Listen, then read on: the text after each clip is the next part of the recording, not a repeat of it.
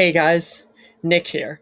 Welcome to the Omniverse of Nick's next WWE tale, story exclusive to the WWE Universe. What if John Cena stayed in WWE full time? Part 4. Actually, part 4. I mistranslated and miswrote on last part. It was actually 3, not 4. This is 4. Anyways, before we begin, be sure to smash the like button, subscribe to the Omniverse of Nick, and check out the About to Heaven homepage so you don't miss anything the past, present, and future of the Omniverse has to offer. With all that said, let's begin. John Cena and The Undertaker face off in an epic promo the Raw before WrestleMania, which would be freaking cinema. And then we get to the fight. Cena kicks out of everything Undertaker originally squashed him in, and then the fight turns to Undertaker just pummeling Cena. So much so, it's almost just like Cena's not even trying to fight back. And then Undertaker drops him with a drop kick, but then Cena goes in for the STF. Undertaker goes in for last ride, or Hell's Gate. I get the two mixed up. He goes in for Hell's Gate and tries to make Cena submit, but Cena gets the bottom rope and forces the break. Undertaker uses his signature stance, but Cena uses the infamous shoulder tackles, the 5-knuckle shuffle, but just before he can land it, Undertaker choke slams him. But Undertaker is completely dumbfounded. A choke slam, tombstone, and his entire soul, even the Hell's Gate, and another choke slam. And John Cena still won't kick out? Undertaker is just completely beside himself. And then Cena goes for the shoulder tackles again.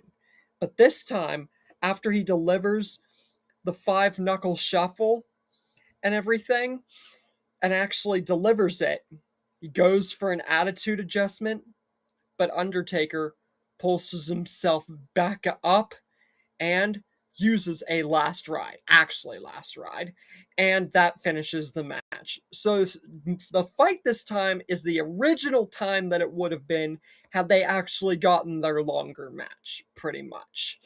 So in the end, Cena and Taker got the match that they wanted. So yeah. Then Cena and Triple H have their WrestleMania fight, or their Royal Rumble fight, the greatest Royal Rumble, and Randy Orton and Jeff Hardy fight for the United States Championship, except John Cena is in there as a triple threat. And Randy and Jeff are definitely surprised that John Cena wants another shot at the United States title. But it's likely for him to reinstate the United States Open Challenge. But Jeff Hardy and them ain't going down without a fight, especially Randy Orton. Randy Orton pulls off an RKO, and John Cena, with everything he's got, goes for the STF on Jeff Hardy. And the fight pretty much just is an amazing back and forth between the three. But in the end, John Cena does get the United States title. And on the Raw after, the crowd, as well as himself, cannot believe that he has the US title back. And he opens with saying that the John Cena United States Open Challenge was all about opportunity, to give people a chance to step up, to show their skills, and to truly demonstrate the best that WWE has to offer for the chance at a title shot against the greatest of all time, John Cena. So, the John Cena United States Open Challenge is reinstated, and it starts right now. Randy Orton and Jeff Hardy both come out demanding rematches. So a triple threat steel cage match is set on Raw, because It wasn't just gonna be another match. No, no. They're locked in a cage. There's moonsaults, RKOs, punts, attitude adjustments, STFs, five knuckle shuffles, Viper, double drape DDTs, and at this point, everyone's exhausted. John Cena, Randy, and Jeff are all on the ground. Everybody is burnt out. John Cena tries to escape the cage, but Randy Orton gets him as Jeff Hardy climbs up for him, and they both fall, or at least one of them falls, in the form of John Cena. Jeff Hardy basically tries to grab John Cena off of the cage, and he succeeds. Randy Orton manages, right as, just as 2023 did whenever he returned, whenever John Cena is falling off the cage, Randy Orton delivers a midair from the air RKO from the cage. So, yeah. Jeff Hardy then jumps down and delivers a double drop kick to Randy Orton. But John Cena, resilience, just complete resilience and utter disbelief of both superstars, grabs them both in a double attitude adjustment and retains the United States title.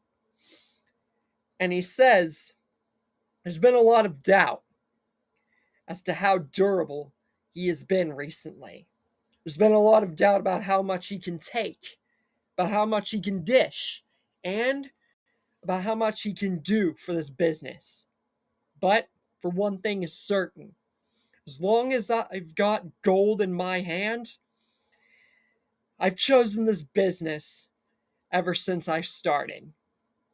And even after I went Hollywood, I still was in this business.